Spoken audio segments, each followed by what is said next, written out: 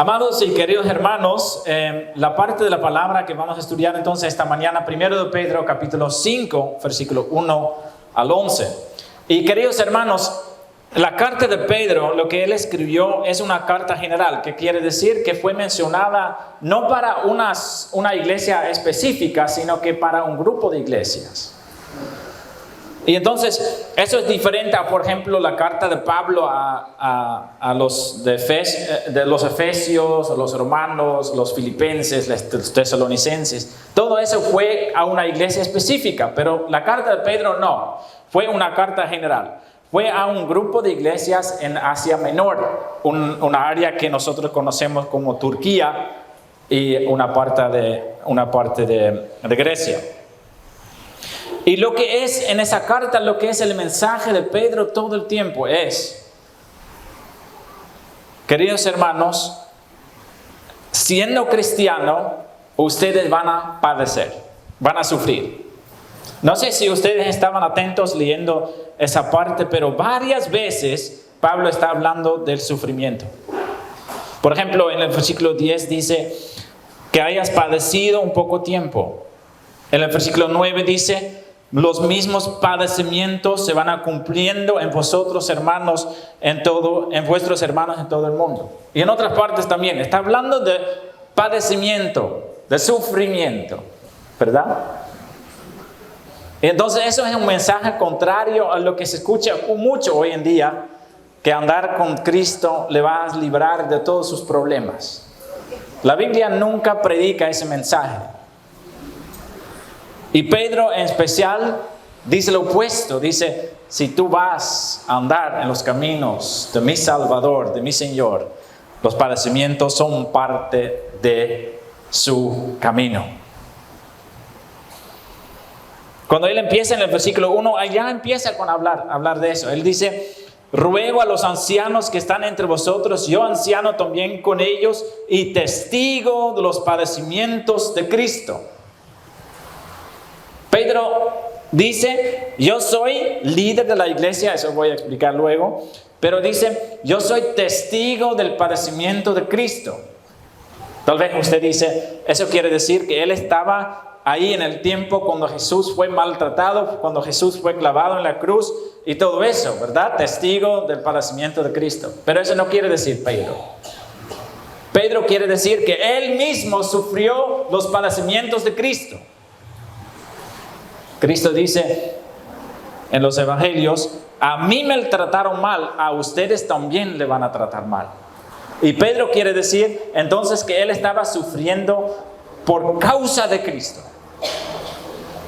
Él está sufriendo con ellos, con los hermanos de la iglesia, de esas iglesias a que él está escribiendo. Entonces, tomando eso en cuenta, ¿no? Estamos hablando de iglesias que sufren. Y no estamos hablando de sufrir por enfermedades o sufrir por pobreza. No estamos hablando de esos tipos de sufrimientos. Estamos hablando de sufrimiento, de maltrato a esas personas por ser cristiano. Queridos hermanos, ustedes saben que ser cristiano en un país que permite practicar el cristianismo libremente es una excepción. Para decirlo más fácil, nosotros somos excepciones. Que nosotros en esta mañana no estamos pensando, si voy a salir de mi casa para ir a la iglesia, tal vez la policía me va a coger por ir a la iglesia. No, nadie de ustedes pensaba en eso, ¿verdad? Nadie.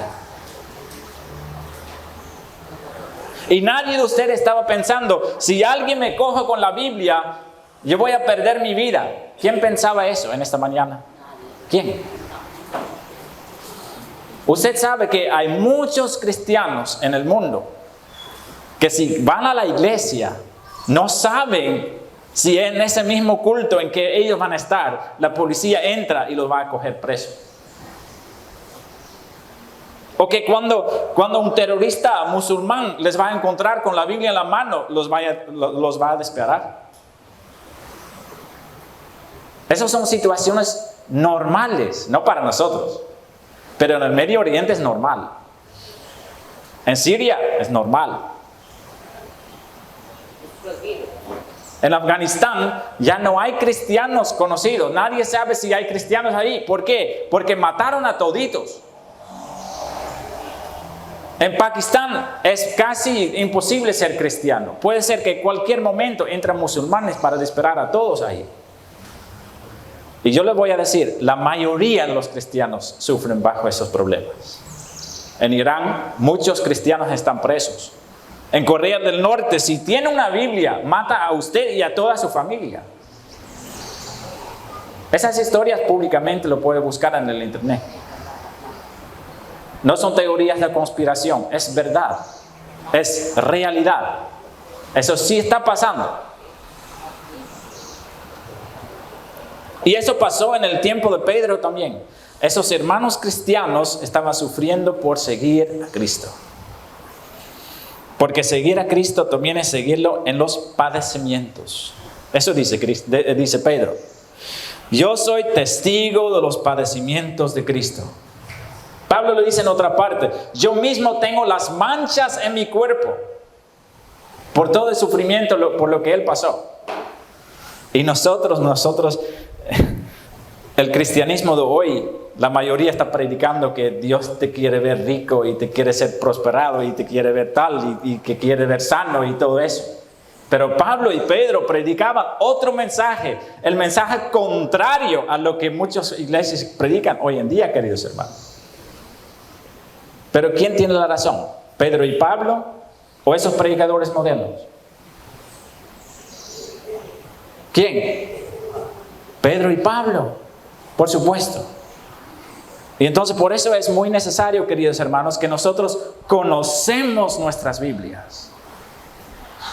Que conocemos la doctrina sana, como dice mismo la Biblia. La Biblia misma lo dice, ¿verdad? Y entonces esas son las circunstancias. Y Pedro en esa parte que estamos estudiando, habla primeramente al liderazgo de la iglesia. ¿Cómo debe funcionar el liderazgo en la iglesia? Porque el versículo 1 dice, y no sabiendo el contexto ni el significado de las palabras, podemos sacar otra conclusión. Pedro dice, ruego a los ancianos entre vosotros, ancianos. Si nosotros escuchamos la palabra anciano, pensamos en una persona de tercera edad, mayor de edad, ¿verdad? Pero la Biblia no quiere decir eso. La palabra en griega originalmente en esa parte es presbuterios. Nosotros lo traducimos como presbítero. Eso quiere decir líder de la iglesia. Entonces, por esa razón, hay ancianos jóvenes. Nosotros no entendemos eso. Anciano joven, ¿qué es? A Timoteo lo llaman anciano joven, ¿verdad? Pero es porque nosotros tenemos otro concepto, otra idea, escuchando la palabra anciano. Pero anciano en la Biblia, en esos contextos, significa líder de la iglesia. Puede ser un joven de 19 años, puede ser un joven de 25, que es anciano.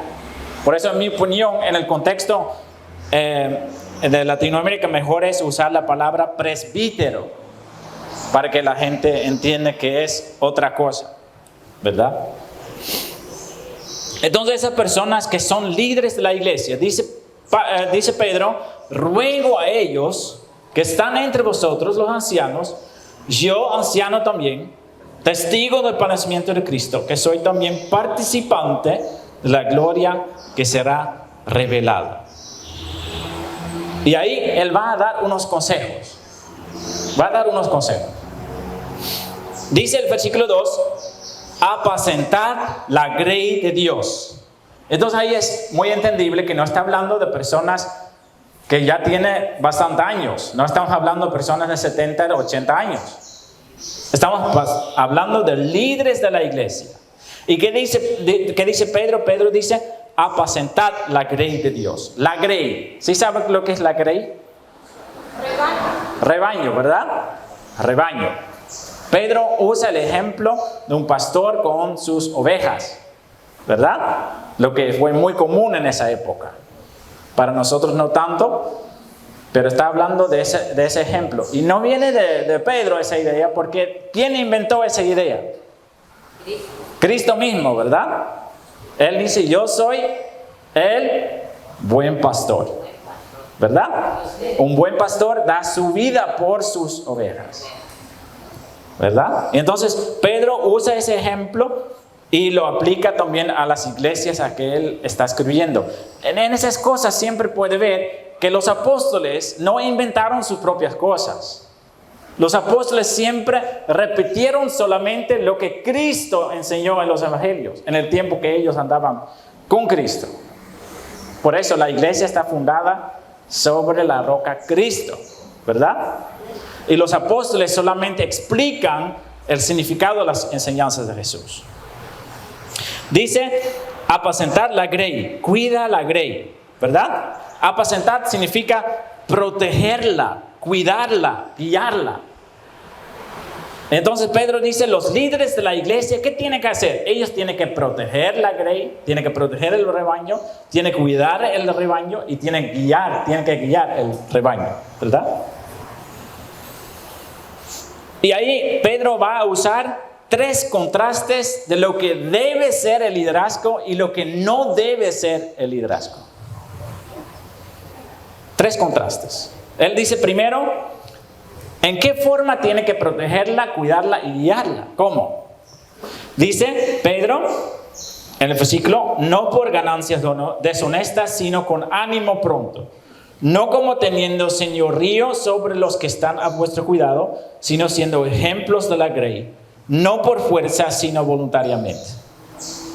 Vamos a pensar un ratito en eso, porque es importante.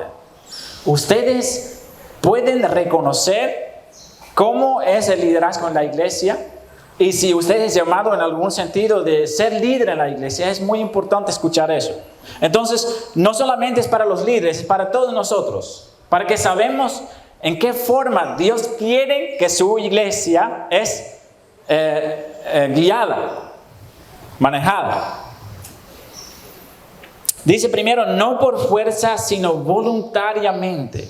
No por fuerza, no por obligación. No por obligación. Entonces, ¿qué quiere decir? Que los líderes de la iglesia no tienen que obligar o forzar a las personas que están bajo su cuidado. En esas cosas, lo que va a mencionar ese versículo, puede ver que la manera de liderar una iglesia es muy distinta a la manera de, por ejemplo, liderar un negocio. No tiene que ver nada con eso.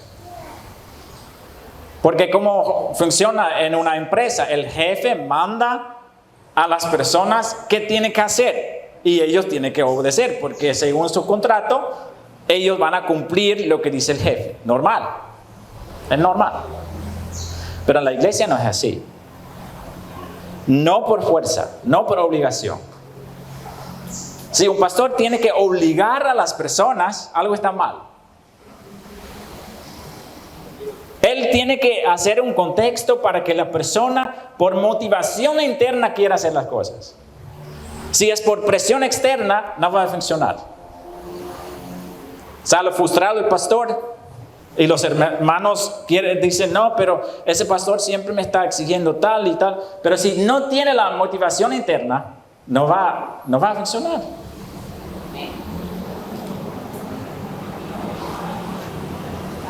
Eso significa también, si tú no tienes la motivación interna, si tú no quieres hacer cosas para el Señor, algo está mal en su corazón.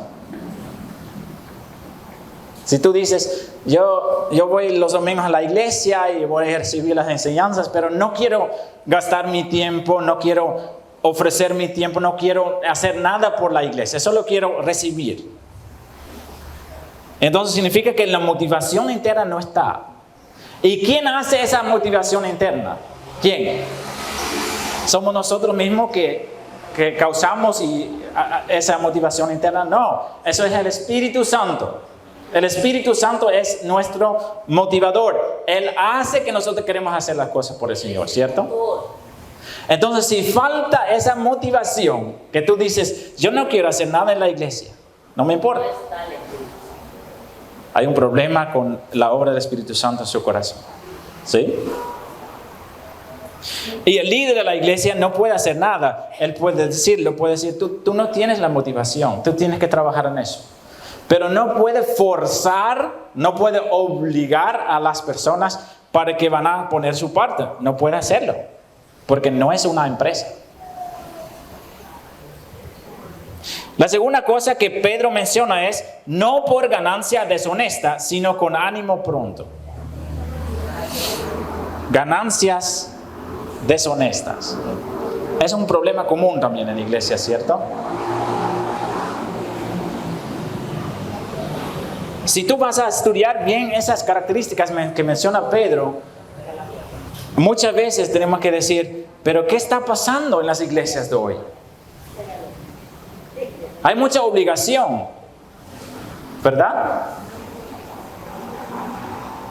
Y entonces hay personas que usan la iglesia como un negocio y pastores que ganan mucho dinero a través de la gente que están dando sus ofrendas y diezmos a la iglesia. Pero Pedro lo dice, no por ganancia deshonesta, sino con ánimo pronto, con intenciones puras, por encima del interés propio. El liderazgo de la iglesia no tiene que pensar en sus propios deseos o lo que él quiere o lo que ella quiere, ¿verdad? Entonces, en los ministerios es así. Si tú estás trabajando con los jóvenes o con los niños y tú quieres hacer las cosas a su manera, ¿verdad? Podemos hacer mucho daño. Siempre tenemos que pensar, ¿estoy sirviendo yo en esa forma al Señor y a la congregación o solo quiero las cosas porque yo quiero las cosas así?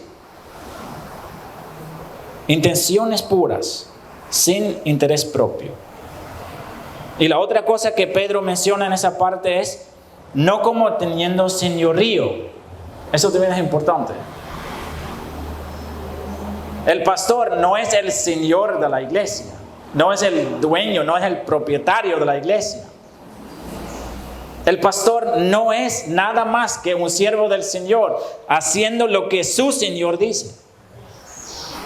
Hay un solo Señor, dice Pablo, un solo bautismo, una sola fe, un solo Señor, un solo dueño de la iglesia. ¿Quién es el dueño de la iglesia? Jesucristo, ¿verdad? Y entonces el liderazgo de la iglesia, el liderazgo de los ministerios, nunca puede señorear, dominar, mandar. Y eso es un poco difícil, especialmente en la cultura en que vivimos nosotros. Porque toda la cultura ecuatoriana es estructurada así, ¿verdad? Nuestra cultura es muy jerárquica, se llama, ¿verdad? Y entonces hay un líder y todos abajo del líder tienen que someterse al líder y el líder manda y los que están abajo tienen que cumplir. Y eso tiene influencia muchas veces en la forma en que pensamos en la iglesia. El pastor manda y entonces los hermanos andan. Pero no, la Biblia dice, ustedes no son señores, no es con señorío. Así dice. En la iglesia se requiere un liderazgo servicial. Si nosotros queremos servir en la iglesia es servir, no es liderar. Servir. No es dominar, no es señorear, es servir. ¿Cómo le puedo servir? ¿Cómo puedo servir a las personas en la iglesia? ¿Cómo puedo servir a los niños? ¿Cómo puedo servir a los jóvenes? ¿Cómo puedo servir con mis dones que tengo en el grupo de música? Servir. Y ahí Pedro incluye dos cosas más. Primero dice, siendo ejemplos de la grey. En el liderazgo en la iglesia, no importa en qué posición, nosotros debemos ser ejemplos. Líderes de jóvenes, si ustedes quieren que los jóvenes van a andar en los caminos de Dios con ánimo, tú tienes que andar en los caminos de Dios con ánimo. Hay un dicho que es muy bonito. Los creyentes en la iglesia casi nunca van a ser más santos que su pastor. ¿Sí ha escuchado ese dicho? Eso funciona también en el liderazgo de jóvenes. Los jóvenes no van a ser más santos que los líderes. Los niños no van a ser más santos que los líderes de la escuela dominical y líderes del club de niños. Los líderes definen el nivel. Y entonces por eso dice Pedro, siendo ejemplos. Nosotros tenemos que ser ejemplos. Así funciona también nuestra familia. Si tú quieres que los hijos van a andar los caminos de Dios con ánimo, con amor y todo eso, pero tú mismo no estás mostrando eso, ¿tú piensas que sus hijos lo van a hacer? No. Si tú quieres que sus hijos van a la iglesia fielmente, pero tú no vas a la iglesia fielmente, los hijos tampoco lo van a hacer. Y si tú quieres que los hijos van a andar recto ante Dios, pero tú no andas recto ante Dios, ¿tú piensas que los hijos lo van a hacer? No. Porque tú como padres pones el ejemplo. Los líderes del ministerio ponen el ejemplo. Los pastores en la iglesia ponen el ejemplo. Eso dice Pedro. Y él incluye también como es una promesa y una advertencia. Él dice en el versículo 4, dice, cuando aparezca el príncipe de los pastores. ¿Quién es el príncipe de los pastores? Cristo, ¿verdad? El pastor de los pastores, dice Pedro en esa parte. El príncipe de los pastores. Vosotros recibiréis la corona incorruptible de gloria.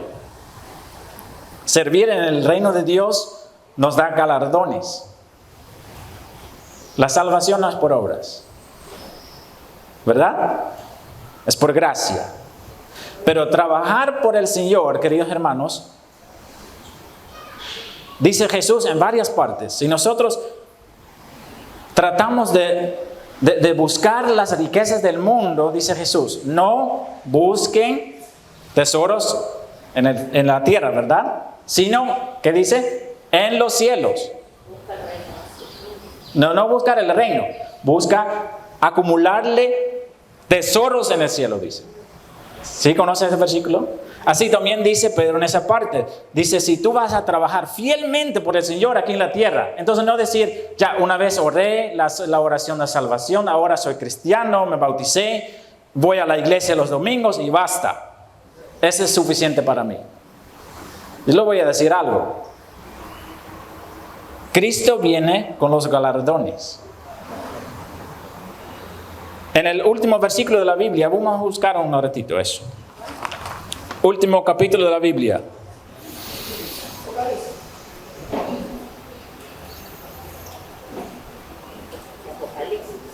Apocalipsis 21. 22. Apocalipsis 22, versículo 12. ¿Qué dice? ¿Quién lo puede leer? Capítulo 22, versículo 12. He aquí, yo vengo pronto, y mi galardón conmigo para recompensar a cada uno según sea su obra. ¿Qué dice? Yo vengo pronto, dice Cristo, ¿verdad? Y nosotros estamos muy cerca de eso. A recompensar a cada uno según A recompensar a cada uno según sea su obra. sea su obra. Eso significa dos cosas. Primero significa que los que no conocen a Jesús, que no son salvos por Jesús, van a ser juzgados según sus obras. Nadie de nosotros quiere ser juzgado según sus obras. Nadie.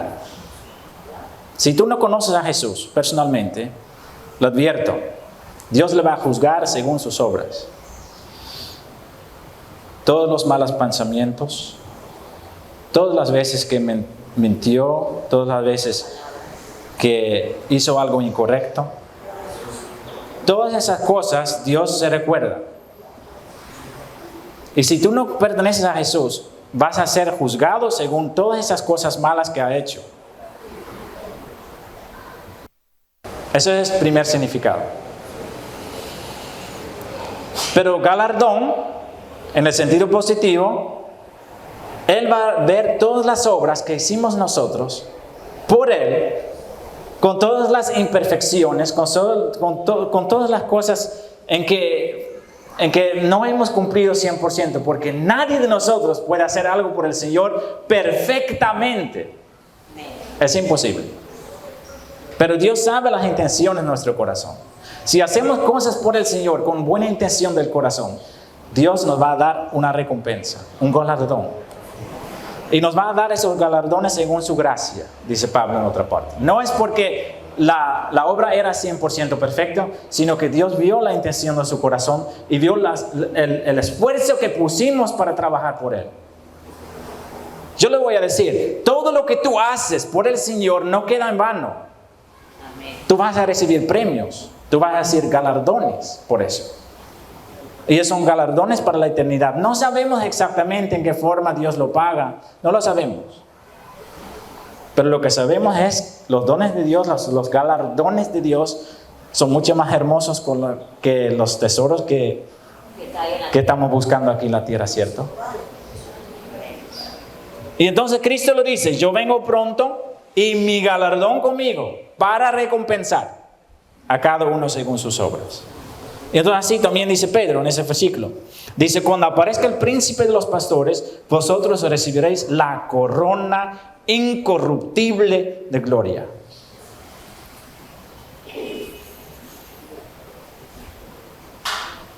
Ese premio o galardón es la palabra stépanos. Eso se refiere a una diadema real. En esos tiempos había, creo que todavía es así, en los olímpicos, los Juegos Olímpicos, cuando uno gana se pone una diadema ¿verdad? Y entonces a eso está refiriendo Pedro, está hablando del premio de deportistas olímpicas que sacrificaron todo para ganar el premio. ¿Estamos dispuestos, queridos hermanos, a sacrificar todo por el Señor? Creo que no, ¿verdad? ¿Estamos dispuestos a perder la vida por Él? ¿Estamos preparados para eso?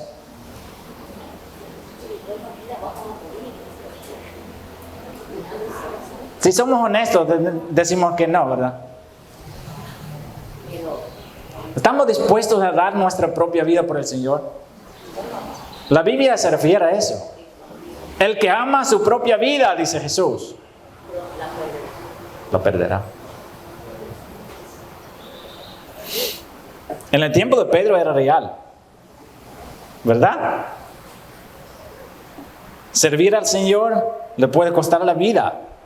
Para nosotros es muy lejos eso, muy lejos.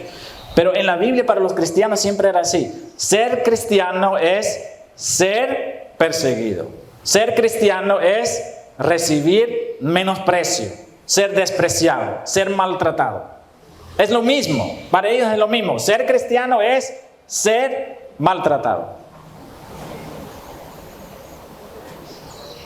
Pero estamos nosotros ya acostumbrados a un cristianismo cómodo. Si tenemos un poquito de vergüenza, ya fingimos como que no nos importa mucho. Es algo, sí, soy cristiano, pero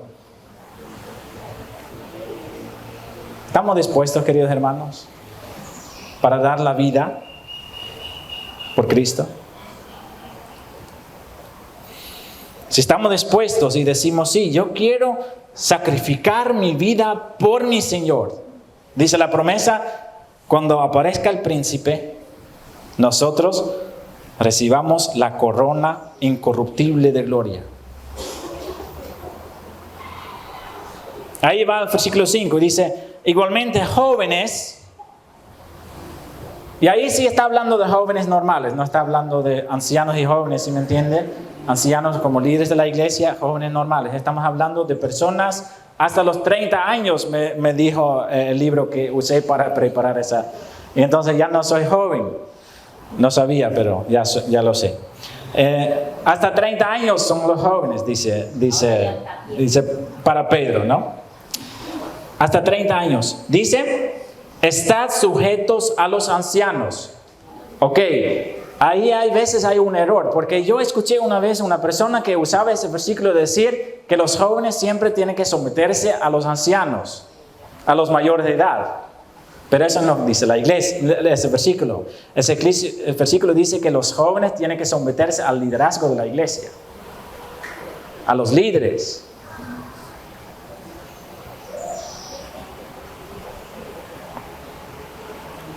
¿Por qué no es automáticamente que un joven tiene que sujetarse a un mayor de edad?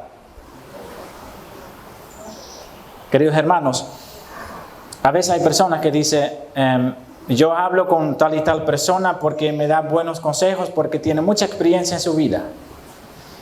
Puede ser bueno, pero puede ser que no también. ¿Sabe que la Biblia dice que nunca, tome un consejo de una persona que no es cristiano? ¿Sí sabe eso? No importa si esa persona tiene un montón de experiencia en su vida, si tiene 90 años, si no es cristiano, duda de su consejo. Duda de su consejo. Nosotros cristianos tenemos que tomar solamente consejos de cristianos.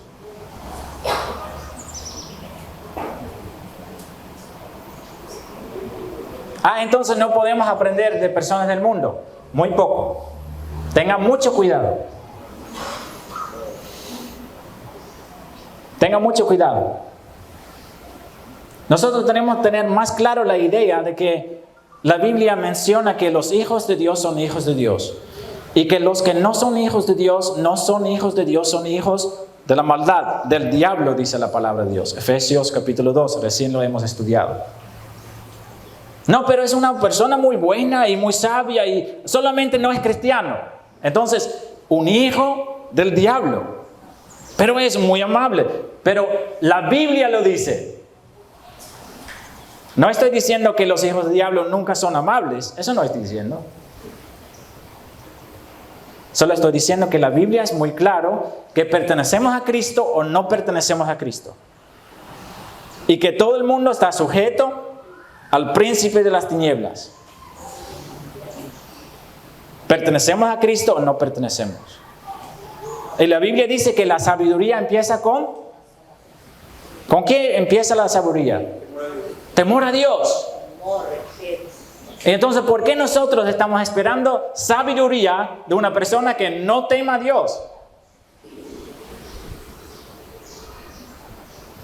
Y entonces lo que dice esa parte es, jóvenes, están sujetos a los líderes en su iglesia. Los líderes del ministerio, las personas en que puede percibir la sabiduría que Dios le ha dado.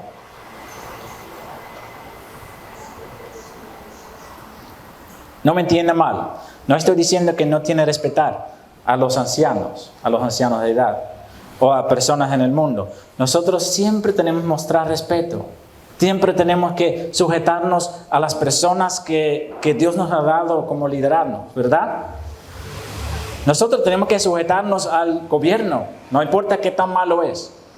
Excepto si ellos dicen cosas o que nos obligan cosas que van en contra de la palabra. Ahí somos libres para desobedecer al gobierno. Si el gobierno dice prohibido leer la Biblia, nosotros no pecamos si seguimos leyendo. Si el gobierno dice prohibido que la iglesia se reúne, y si nosotros nos reunimos, no cometemos ningún pecado. Cumplimos lo que Dios nos dice. Entonces, nosotros nos sometemos al gobierno y a todas las personas que su liderazgo está sobre nosotros, excepto si ellos hacen algo en contra de lo que dice Dios, ¿verdad? Igualmente, jóvenes, están sujetos a los ancianos y todos sumisos unos a otros. Eso también es hermoso, ¿no? Y muy difícil. Pablo dice en otra parte, tiene que tomar a cada uno en su iglesia como que es más importante que tú. Y no está hablando solamente de las personas comunes, está hablando también del liderazgo. Una iglesia hermosa, una iglesia bíblica, una iglesia menciona como Dios mismo lo enseña la palabra. Es una iglesia en que nadie piensa yo soy mejor que tú. Yo soy más avanzado que tú. Yo tengo más Yo soy más importante. Y leemos también en la Biblia que siempre había esos tipos de problemas en la iglesia. Por ejemplo, Santiago dice, en su iglesia tratan mejor a los ricos que a los pobres. Y en Santiago también dice, ustedes tratan mejor a las personas que tienen una posición importante en la sociedad que a las personas que no significan nada. No debe ser así. La Biblia siempre nos habla de que tenemos que considerar como nuestros hermanos mayor a nosotros.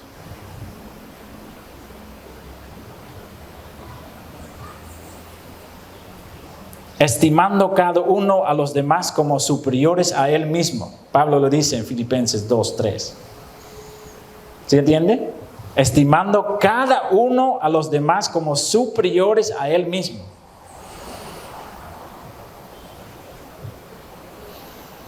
Ahí va a ser muy distinto la iglesia, ¿verdad? No tiene que ver nada con una empresa o un gobierno, no, nada. Estamos hablando de un mundo opuesto al mundo que no conocemos nosotros. Y dice Pedro en ese mismo versículo, porque Dios resiste a los soberbios. Sumisos unos a otros, revestidos de humildad. Humildad. Yo aprendí en esos años que ustedes tienen dos significados de humildad. Humildad de una persona que está bajo recursos y humildad de una persona que no quiere ser más que otro, ¿verdad? Estamos hablando de la segunda forma. Humildad en la Biblia no habla de cantidad de dinero o de la casa o del carro o de la moto que tú tienes. Humildad habla de su actitud. Y la Biblia siempre dice que nosotros tenemos que ser humildes. Y eso tiene que ver mucho con humildad. Si tú en su actitud muestra que su hermano, no importa quién es más que tú, automáticamente usted se va. Eso es humildad. Pedro dice, revestidos. Es como que tú pones nueva ropa.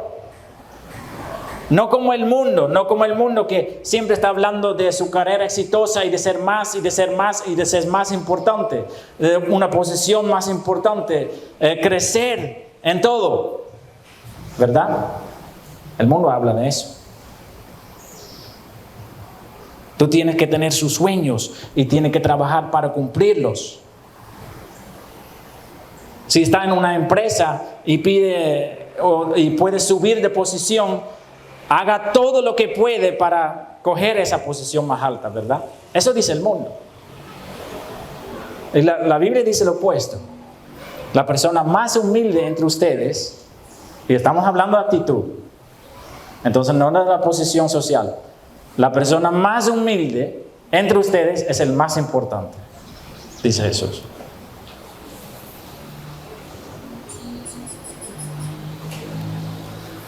¿Por qué? Porque la Biblia dice Pedro, y ahí cita un salmo, dice, porque Dios resiste a los soberbios, un soberbio es lo opuesto de humildad, ¿verdad? Y da gracia a los humildes. Resiste, dice. Si hay un poco de soberbio en su corazón, Dios resiste a los soberbios. Da gracia a los humildes. Dios quiere que nosotros seamos, ¿cómo lo dice ustedes? Sumisas. Sumiso en la iglesia. Primeramente a Él, por supuesto, ¿verdad? Si cuando leemos la palabra y estudiamos la palabra y hay cosas que decimos, pero eso no voy a hacer. Eso significa que hay soberbio espiritual en nuestro corazón. Primeramente lo que necesitamos nosotros es someternos en todo a Dios y a su palabra, a su voluntad. Si Él dice, deja todo atrás, sígame, Y nosotros decimos, no, pero yo tengo muchas cosas y yo tengo muchas responsabilidades y eso no es someternos a la palabra de Dios. Dios quiere que nosotros decimos, amén, Señor. Mateo, dejando todo atrás, lo siguió.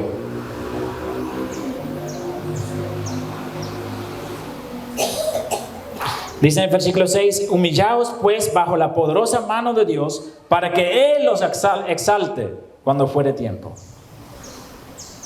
De más humilde que nosotros ponemos, de más vamos a ser premiados, podemos decir, cuando es su tiempo. Humillaos. Hay un cántico bonito que dice, soltando sus planes, soltando mis ideas, soltando todas las cosas que tengo yo.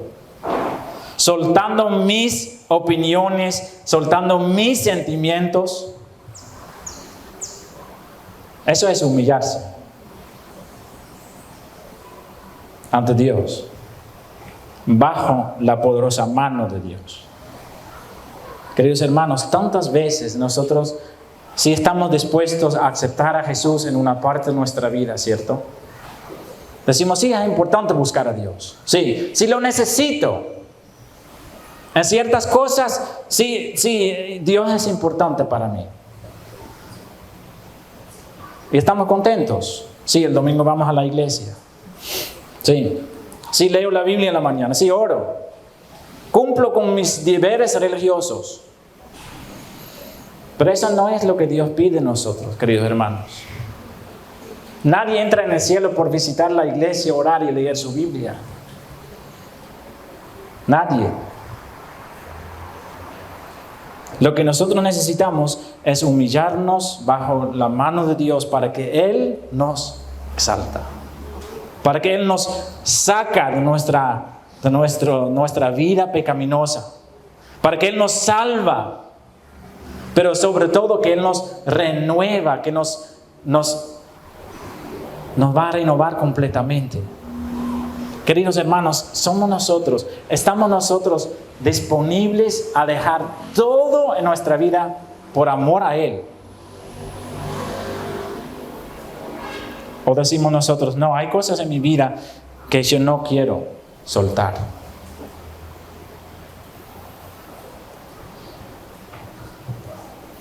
Queridos hermanos, es muy importante que nosotros entregamos toda nuestra vida, todo nuestro corazón a Él. No una área de 90%. Y decimos, sí, estoy muy bien, mira, cuántas cosas ya he dado al Señor. Cuántas cosas ya he dejado para el Señor. Así somos nosotros, analizamos cómo fue nuestra vida antes y decimos, mira cómo he cambiado. Pero lo que Dios quiere es que dejamos todo atrás. Lo que Dios quiere es todo nuestro corazón. Todas las áreas de nuestra vida.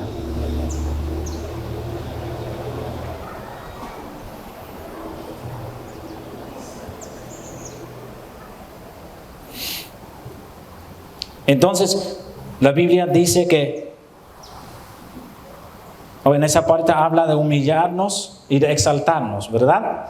Humillar bajo la poderosa mano de Dios para ser exaltado cuando fuera tiempo. Queridos hermanos, la Biblia nunca dice que seguir a Jesús es fácil.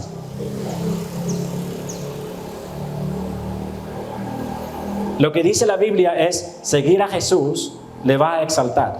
Eso sí dice. Pablo pone un hermoso ejemplo en Filipenses 2, versículo 5 y adelante, que es una parte muy conocida y cantada por un cantante muy conocido, ¿verdad? El Filipenses 2, vamos un ratito a esa parte. Filipenses 2.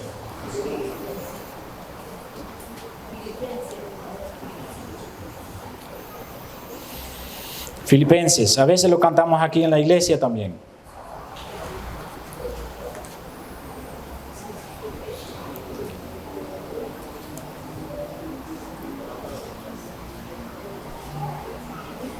Habla de humillación y exaltación de Cristo. Filipenses capítulo 2.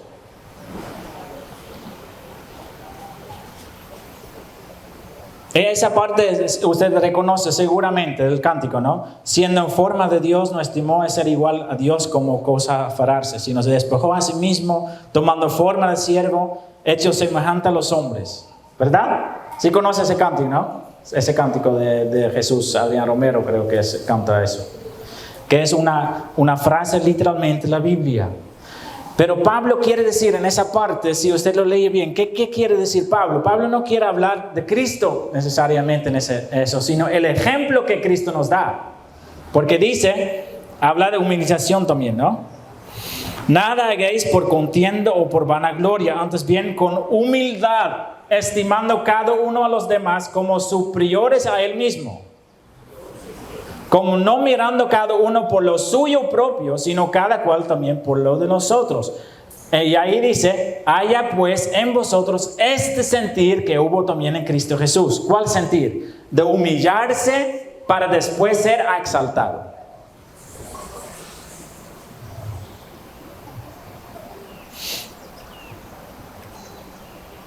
Esto lo dice. Pero lo cual Dios también le exaltó hasta lo sumo y le dio un nombre que es sobre todo nombre. Humillarnos ante Dios, queridos hermanos, eso agrada a Dios tanto que Él nos va a exaltar. Y no para que nosotros seamos importantes, por supuesto que no. Pero para mostrarnos tan agradable es para Dios si nosotros ponemos esa actitud humilde. Humildad. Dejar todo el soberbio de nuestra vida. Y entonces, si tenemos ese deseo en nuestro corazón, si tenemos ese deseo de no ser importante, sino humilde, de servir en la iglesia, de servir a Dios, de entregar nuestra vida completa a sus pies, entonces viene una promesa. Porque Dios sabe que eso no es fácil, que es una lucha y sobre todo que todo el menosprecio que vamos a recibir en nuestra vida nos va a afectar. El sufrimiento que el mundo causa por seguir a Jesús nos afecta. Y entonces dice la palabra, echando toda vuestra ansiedad sobre Él, porque Él tiene cuidado de vosotros. Ansiedad. Si nosotros sentimos ansiedad, la palabra original es merinam, que significa preocupación, temor, inquietud. Todos esos sentimientos podemos tener. Cuando estamos haciendo la voluntad de Dios y todo el mundo viene en contra de nosotros, podemos sentirnos preocupados, con temor, inquietos. Dios lo sabe. Entonces, Pedro dice, echando toda vuestra ansiedad. Todos esos sentimientos que sentimos nosotros, todo ese temor, todas esas cosas que vienen en contra de nosotros, ¿qué tenemos que hacer con eso? ¿Qué tenemos que hacer con eso? Dice la palabra. Echándolo sobre Él. Cristo nos promete en su palabra que Él quiere cargar nuestras preocupaciones, nuestros temores. ¿Usted cree eso? Ese peso que llevas contigo, ese peso que usted siente todos los días, ¿qué dice la palabra? Entrégaselo a Él. Pon en Él cada peso que te agobia, ¿cómo lo dice ustedes? Cristo te sostiene. Esa es la promesa de la palabra. Confía tus cargas a Él porque no fuiste hecho para llevarlas solo. Dios quiere, eso es algo hermoso. Dios no nos promete una vida fácil, pero sí Él nos promete estar a nuestro lado para cargar nuestras preocupaciones, nuestros temores. Todo eso Él lo quiere cargar. Y entonces si nosotros estamos con eso, ¿no? Que no podemos dormir, de muchas preocupaciones, estamos haciendo algo mal, que es no confiamos y no entregamos todo eso a Él. Creo que muchos de ustedes sí reconocen eso. A veces andamos preocupados, andamos con temor y todo eso. Y ahí al cierto momento el Espíritu es como que el Espíritu nos habla, ora, ¿verdad? Tomamos un tiempo, hablamos con Dios sobre todas esas preocupaciones y cosas que sentimos. Hablamos con Él y después de la oración se siente como otra persona. ¿Verdad? ¿Verdad? Y eso no es algo emocional, es algo espiritual. Dios ahí está cogiendo el peso que usted sintió. Así es Dios. Es una promesa. Él tiene cuidado de vosotros. Es su responsabilidad cuidarte. Es algo hermoso. Lo repito, es su responsabilidad cuidarte. No dudas. Él mismo se presenta en la Biblia como el ayudador que quiere consolarte. Y entonces, si siente todas esas cosas en su corazón, vaya donde Dios, entrega las cosas a sus pies. Porque la promesa es segura. Si Dios promete algo, queridos hermanos, nosotros podemos prometer un montón de cosas y que nunca vamos a cumplir. Pero Dios, cuando sale algo de su boca, es fiel y verdadero. Si Él dice, venga a mí todos los agobiados y cargados, y yo les haré descanso. Son promesas seguras. Son promesas verdaderas. Dios no miente. Dios siempre habla la verdad. El problema es que nosotros no lo confiamos suficientemente. Pensamos que nosotros lo podemos solucionar mejor que Él. Y por el orgullo no lo queremos confesar ni hablar de Él, con Él sobre esas cosas, ¿verdad? Pero la invitación está. Entrega todo a sus pies. Y entonces vamos a seguir para poder pasar por los otros versículos. Dice, sed sobrios y velad. Ahí son unos consejos para el tiempo de hoy también, queridos hermanos. Sed sobrios. ¿Qué significa para ustedes sed sobrio? No estar borracho, ¿verdad? Exactamente, de eso está hablando. Pero no está hablando de tomar alcohol. No está hablando de eso. La Biblia dice que hay otras formas que nosotros podemos estar borrachos. ¿Sabe qué? ¿De cuáles cosas? Agobiados por las cosas del mundo. No estar interrumpido con ninguna cosa a la mente. Exactamente. Agobiados por las cosas del mundo. ¿Verdad? Si los jóvenes tienen un examen mañana y van a dormir a las 3 de la noche, no están pilas, ¿verdad? Tiene que descansar bien para estar claro en su pensamiento. Y de eso está hablando. Tiene que tener claridad aquí. Claridad. Claridad. ¿Y qué puede hacer usted para tener claridad aquí?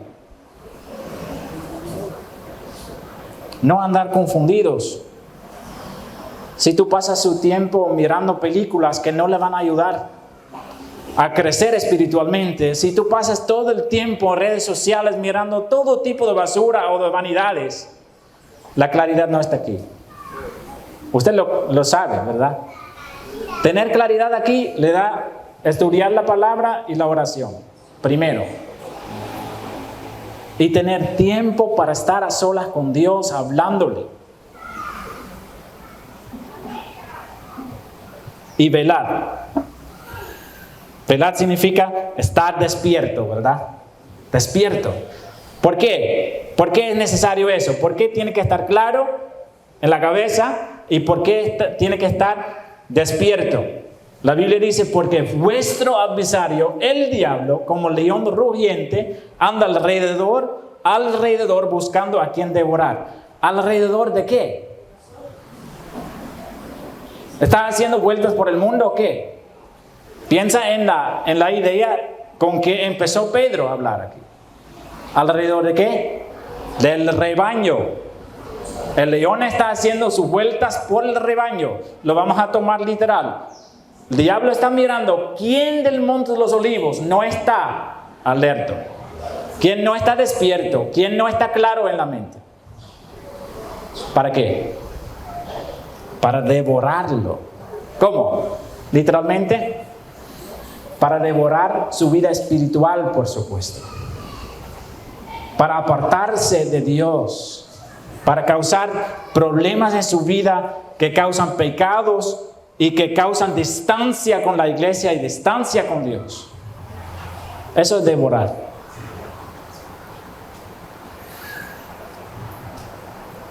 Es muy importante. Ustedes saben que, tomando el ejemplo de deportistas, ¿no? ¿Qué es importante para un deportista para trabajar bien? Dormir bien, entrenar, ¿verdad? Y la alimentación. Las 3 cosas. Si uno de esos 3 no está funcionando, ¿puede ser un buen deportista? No. Así también es en la vida espiritual. Tenemos que comer buenas cosas. Alimentación espiritual. Tenemos que descansar a los pies de Cristo suficientemente y hablar con Él, ¿verdad? Y estar entrenado, estar preparado para los ataques que Él manda a nuestra vida. Y por eso, en el versículo 10, vamos a saltar un poquito, en el versículo 10, hay unas cosas que Pedro nos enseña lo que Dios nos puede dar. Dice en el versículo 10, mas el Dios de toda gracia que nos llamó a su gloria eterna en Cristo, después que hayas padecido un poco tiempo, Él mismo os perfeccione, afirme, fortalezca y establezca. 4 cosas. Es un rico versículo. Perfección significa preparándose, entrenamiento. Para estar perfectamente preparado para la batalla, ¿verdad? Afirme, hacerle firme, para que nadie le pueda mover. Fortalezca, hacerle fuerte. Si tú te sientes débil, ¿qué dice Dios? Él le puede fortalecer, dándole las fuerzas que necesitas para la lucha diaria. Y establecer, fundar, darle un fundamento bueno y fuerte. Conocimiento de las Escrituras. ¿Verdad? Entonces son 4 cosas que Dios le ofrece. Es como en la vida diaria, si alguien le ofrece para ser un deportista profesional y le invita y dice, nosotros le ofrecemos los alimentos, el entrenamiento, la comida le podemos dar también, pero el deportista dice, gracias, y no lo usas. ¿Él va a crecer? No va a crecer. ¿Y es la culpa de la institución que lo ofrece? No, porque está ofreciendo todo. Así es Dios. Dios nos ofrece perfección, firmeza, fortaleza y estar estable. Dios lo ofrece. Pero si nosotros no le buscamos, si nosotros decimos, no, yo prefiero hacerlo con mis propias fuerzas, con mi propia inteligencia, de mi propia manera, no va a crecer. Pero Dios lo ofrece. Dios le ofrece todo eso. Porque Dios es generoso. Busquemos, queridos hermanos, lo que Dios nos promete y lo que Dios nos ofrece. Y ahí entonces termina con el versículo 11. A Él sea la gloria y el imperio por los siglos de los siglos. Queridos hermanos, qué tan grande, qué tan generoso es nuestro Dios para nuestra vida espiritual. Tantas cosas Él nos da en la lucha diaria. Tantas cosas nos ofrece para pasar por todos los sufrimientos, por todas las cosas que el mundo nos puede hacer. Él nos puede proteger de 1000 maneras contra los ataques de Satanás. Pero ¿qué hacemos nosotros con todo eso? Con todas esas riquezas. Queridos hermanos, busquemos más. Ser llenados con todo eso lo que Dios nos ofrece. A Él sea la gloria y el imperio por los siglos de los siglos. Amén.